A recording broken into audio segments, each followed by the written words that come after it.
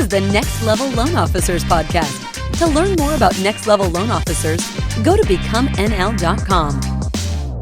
Hello, everybody, and welcome to our Next Level Loan Officers podcast, the number one podcast and number one community for loan officers by loan officers. And I am joined with our co-founder, Shane Kidwell. I am Sean Zalmanoff, and we are so glad to be here today. We're going to talk about something we've actually never spoken about before. We have a very refined process on how we make decisions, Shane, and it's taken us 5 years to get to this point to learn how we make decisions, but we wanted to share that with the world today. And man, not two better guys to be able to do that than me and you. Sean, it's taken me 39 years to get to the point of being able to make good decisions. Okay, so 44, and for me, and like I at least have a process now. Not that I always make great decisions. Yeah, well, I think that there's seasons in your business and in your life, and this is a great season of reminding all of us how clarity is so important. And our coach that we both worked with, and we've shared his message as well. Clarity is power.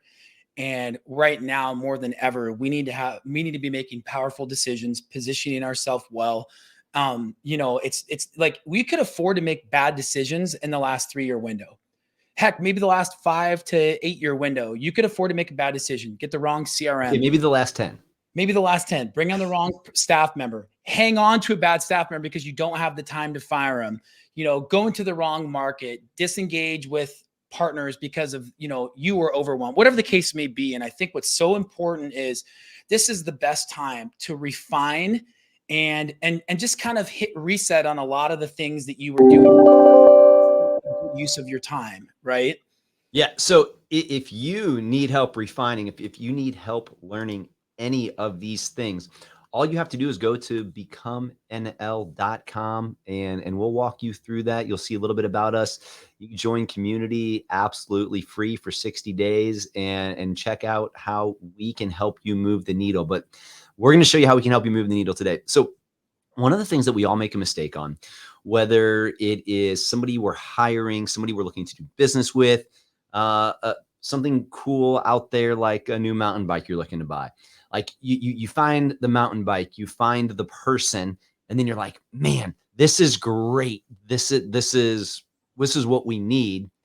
And then you start working with that individual. You start working with that realtor, and you're like, oof, man, they expect me to answer the phone at midnight and at 9 a.m. on Sundays. And like, that doesn't work for me.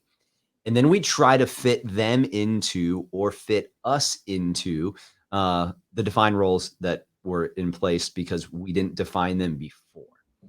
And the number one thing that we have learned and that's really helped us and accelerated our growth in Next Level, and as Shane and I have made some big career changes recently as well too, is really defining the position first, defining the person, defining the mountain bike I need. What's every attribute of that bike I need? What's every attribute of the relationship that I am working towards with that person or this person that I need to hire, and building that out. So, we talk about our avatars. We talk about our ideal clients all the time.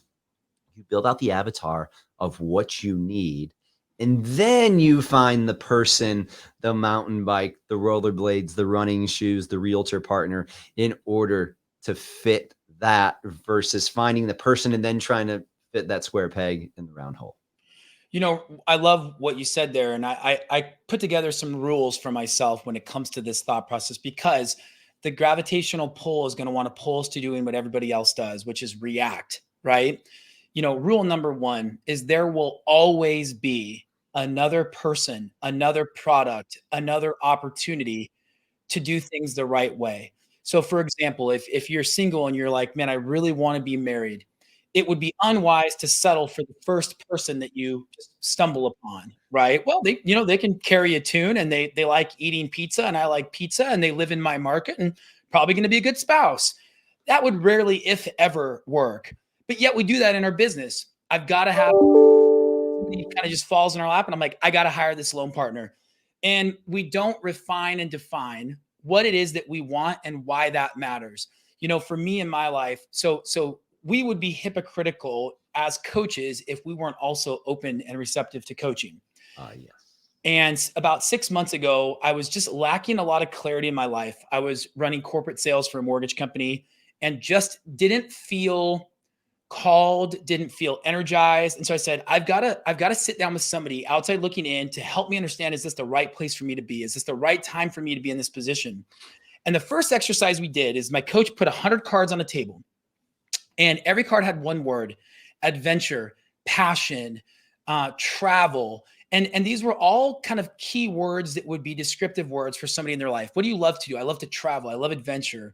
I love romance, whatever the case may be. And over an hour, I had to go from 100 cards down to 3 to 7. Those were the pillars of my life, the things that like I would focus all of my effort on. And what's so powerful about that is you come out of this exercise, and imagine if you did that in business. If you had 100 cards, lead gen, agent meetings, team leadership, branch development, P&L management, and you said, what am I passionate about? And then you only focused on those things. Well, it's going to drive you to be more efficient with your time, because there's 100 things that need to get done in a mortgage, maybe 1,000. Somebody or something needs to do those things for you, but not necessarily you. But it's also true that something should be done by you. And a lot of us were brainwashed in the heyday of the market to say, you're not that important. You don't need to do a lot of these things. And hell, I think, Sean, you and I probably even spoke that from the mountaintops at a time or two. Guilty. We said, hey, you're not that important. The reality is, what we should have said is, you're not that important in unimportant tasks, but you are extremely important in important tasks, important skills, important opportunities. And that's what's so powerful about refining what you are, what you want, before you go out and stumble into the wrong spouse, the wrong technology, the wrong program. So Shane, you and I mean, we both recently stepped down from our corporate gigs. You know, you still work there as running your own branch. I mean, I love my old company, but I completely left and I opened up my own company so I could do things exactly how I wanted to do it. And what really led me to that decision is like you said, there's 100 things that you do. I wrote out all those cards. I listed what I loved and didn't love. And you know what? Like, I loved meeting with realtors. I met with a realtor this morning. She was just telling me about her trip to Disney. Her and her husband are working on having a child. And like, I wasn't hearing about turn times being bad or not having enough business, and like just connecting on that personal level. And I love helping consumers. Like, I loved having those conversations and having somebody who was so excited on the other end. And as I started to map out what I loved and didn't love, I realized I was in the wrong position being a regional manager and recruiting offices and helping people in 5 states. I just wanted to focus on me and what I liked. And, you know, something that this agent told me this morning, she's like, you probably haven't noticed. And I was like, oh, I've noticed you didn't send business to my old team anymore. And she was like, it got too big. She was like, I didn't know who I was sending it to. I didn't know who was calling back, because it had been really 8 years since I've been actively in the origination game. And she was like, even when I sent it to like one of your 2 main guys, they never really called them back afterwards. It was handed off to somebody else. And I wanted you to be my loan officer. I wanted them to be my loan officer. And it was a really great thing as a reminder as I'm re-kicking off my origination career this week, to know that, to be available, to be there, that like they want to deal with me. And like, man, I ran a huge region. My ops manager who came with me, who's our new COO and processor, she's running everything for us. Like, part of my whole thing is, man, you want to deal with the best, here I am. If you want to deal with the rest, that's cool. You can deal with somebody else too. But that means they actually have to deal with me. I can't just pass it off to somebody else. Yeah. I love that, because what you found is, first, rule number 2, maybe should have been rule number 1, is like, honesty is the only policy that really matters. You were honest with yourself. Yeah. Hey, like, I've been in this role for a long time. Myself, I was in a corporate role for 2 years, overseeing sales for a small retail lender. And I thought that's what I wanted. I stepped into it. I made a go at it. I became what I thought I was supposed to be. And if I was being honest with myself, I woke up every day like unhappy, not because I worked with bad people, bad processes. It just wasn't for me. I was a lion trying to be a cheetah. And I think that that's what's really powerful for us in the industry right now, is what do you want and why does that matter? And it's typically the end result, the why times 7, the why times 10 for some of you, is that it's about balance. It's about, the things that really matter in your life. And then what's fun is, so Sean, for you, you said, hey, I like, one of my number one things is connecting with people in my local market. You're probably a little tired of Zoom connections, right? Like that's probably not the best use of your time in your origination business. Well, then you also get to identify the gaps in your business. Like, so if you're like, I want to connect with agents, but I don't want to connect at 7 o'clock at night on a Sunday, right? So if that's your business, then that allows you to start to build from a proactive stance, understanding what I'm good at and what I love. And we always talk about this in the community. You should only do things that you're good at, that you enjoy, and make you money. And for you, meeting with agents, you're good at it, you enjoy it, and it will make you money. And so that's super powerful.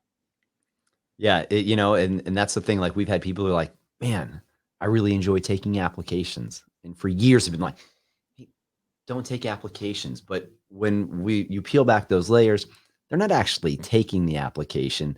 They're really actually doing the intake call, and they're setting the stage for what's important, what their fears are, building that connection with a person, and then sending them online to do it. Those are the kind of things that I just miss. I want somebody who's excited about buying a house. I want somebody who, I can save a couple $100 a month because we're not too far away for those next refi boom happening again, and being able to help them take a vacation, plan for college, just put more money in their pocket. And those are the things that you need to evaluate. So, if you're building a team right now, because a lot of us are getting more business, there's more market share. It's the realtor I was meeting with this morning. She's been in the business for about 20. She's been in the business since she's been born. Her mother was a realtor, but close to 20 years like myself. And, the number of agents until 2022 who haven't dealt with a price reduction, who haven't closed a loan with a rate above a 3 handle or a 4 handle on rates on it. She's like, it's been so crazy these last few years. I'm helping buyer's agents fill out the contract for my listing.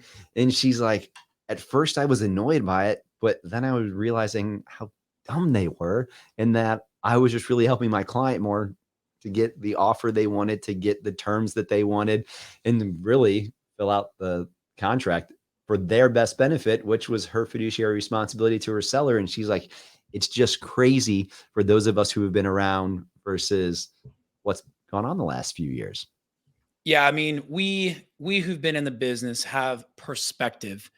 And I think perspective is so powerful. And if you take the time to slow down, and so like I would challenge everybody, an action item from today's call. If you go, you know what, Shane, Sean, or as Ken would say, Shay Sean, I what you're saying resonates with me. I feel like I made a bad hire and I didn't recover from it, or I'm just sitting in a space that I don't enjoy.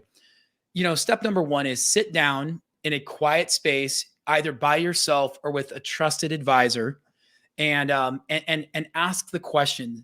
Like, if I could only do, like, if I had 5 things in my life that I focused on, or 3 things in my life that I focused on, what would those pillars be? Because if you focus on business pillars before your general pillars, your personal pillars, then you have an imbalance in your life, right? And I've never seen somebody. Now, balance is a unique word. Balance doesn't mean 50-50. My business coach and our balance is, I said to my coach, I said, Mike, I feel like I'm like a rocket ship. A rocket ship can do some amazing things, but we're close. Like if the blend isn't just perfect, they explode. And he was like, that's the perfect example of your balance. It's not wrong. That's my balance, but find your balance, right? What does it mean for you to have balance in your life? For me, I sprint. I travel for a week and then I'm home for a week. And like, that's what works for me. I'm not overworked and I'm not a workaholic. My phone doesn't like ping on the weekends. I spend time with my daughter and my wife. I make that a priority in my day. I'm done by 4. But when I sprint, I sprint. Find balance, sit down with a trusted advisor and really lay out what you want, and ask yourself then, great, with what I want in my life and with what I'm doing in business, what am I good at? What makes me money? And what do I enjoy? And then plan out those things. And then everything else, we who are builders, design how you will not be the main person to do those other things, or resign yourself to the fact that, hey, if I don't like consumer direct, then you won't have a consumer direct business. Amen. So guys, to recap this, build the position, create the ideal profile, create the avatar of whatever it is you're doing, and then go find it. Don't find somebody or something and try to fit it into that hole. And if you need help with that, go to becomemnl.com. Let us help you. You can get on a strategy call with us. You can check out our incredible, awesome new digital experience.